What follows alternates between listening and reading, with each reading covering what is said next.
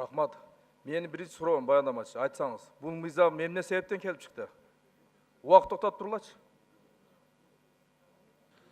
Бұл мыйзам биринчиден 2006 жылдан бери бұл мыйзам өзгөртүлгөн эмес, анан услуга деген понятие кирип калгандагы бир жаранга 2000 сом бекитилип калыптыр. Ошол бойдон 12 жыл иштеппиз да. Ошондон биз негизги 3 максатты коюп атабыз. Биринчи, республикалык бюджетке кошумча киреше киргизүү. Экинчи, чет элдик иностранецтерди, инвесторлорду колдоо, жана биринчи статья. Ошол эле мезгилде 20% чек киргизип атабыз. Калган 80% биздин кыргыз жарандары иштеш керек. Ошондо республика боюнча 20 миңге жакын кошумча кыргыз жарандарын орноштурууга мүмкүнчүлүк болот. Негизги максат ушул. Бәлі. Азыр жакшы айтып кеттіңіз. Бирок жанагы башка депутаттар суроо бергенде башка жака кетип калып атасыз да сизчи. Шунда туруш керек бир позициядачы. Андан кийин бүгүнкү күндө анализиңиз барбы? Ошо жогорку квалификациялуу ушул жерде мигрант чет элдик мигранттар канча бар? Кимдер бар? Бүгүн токтоп тура убакытты. Бүгүн орточо анализ боюнча ушул негизи шеф монтажда иштеген, келип технология курган, анан жетекчилерин, проект жазгандарын эсептесек, бир 2000-дин тегерегинде болот. Эми айтыңыз, ошолор канчадан айлык алат бүгүнкү күндө? Айлыгын ар кандай көрсөтүшөт. Биз жакында Соц фонд менен бул териштирүүлөрдү жасадык.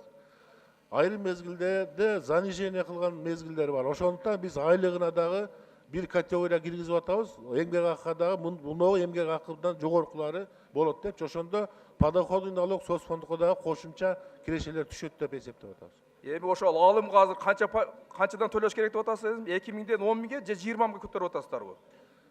Мурун 12 жыл 2000 сом болуп келген, азыр биринчи этапта 5 эсе көтөрсөк, мисалы биздин сунушубузда, анан жана 20%дан ашырган иштегендерди ал 30 миң 40 миңге чейин дагы көтөргөнгө мүмкүнчүлүк болуп калат. Сиз мындай айттыңыз. Азыр сиз 10 сомдо мына 2000 болуп тур, 12 жыл иштеп келиптир. Азыр болгон 10 миң кылабыз десеңер, бул уят бул. 50 миң кылыш керек.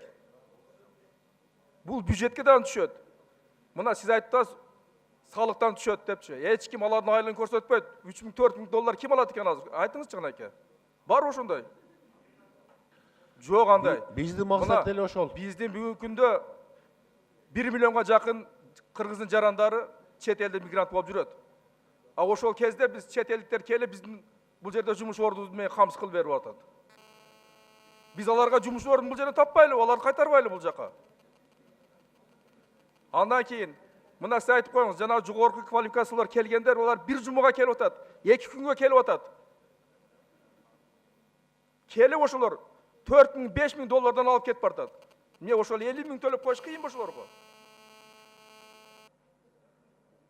Биздин максатыбыз да ушул. Рахмат, сизди колдойбуз. Биздин максат да ушундай. Максаттар ошондой болсо 10 миң кылбагыла, 50 миң кылгыла ошону.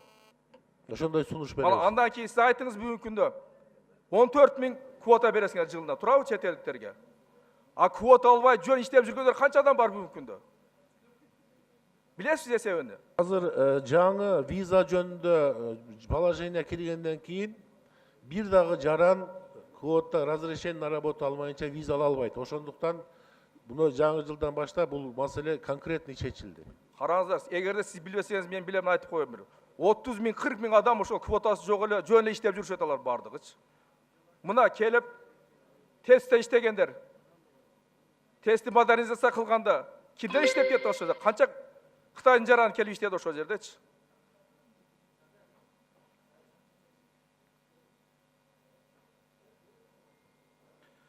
Зейдин Исламович, бул жерде мындай да, жанагы талапты, сиздин талабыңызды, жана госпошлина боюнча талабыңызды мен да колдойм.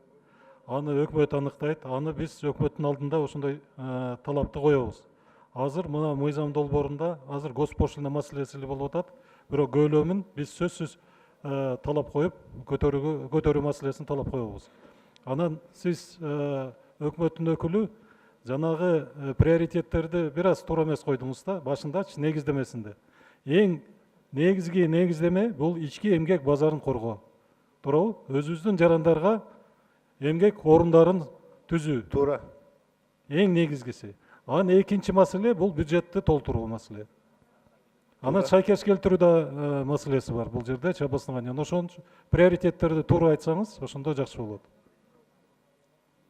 Мына буга чейин 2 миң алгандар бар, ошондо эле 20 миң төлөгөндөр бар. Ал жөнүндө бир ооз да айтпай жатасыз, 20 миң төлөгөндөр. 20 миң төлөгөндөр, индивидуальный жеке ишкерлер 20 миң төлөшөт. Буну дагы бул бааны дагы көтөргөнгө мүмкүнчүлүк болот да азыр почтага өткөндөн кийин. Максат ошол да. 10 секунд кошуп койгула.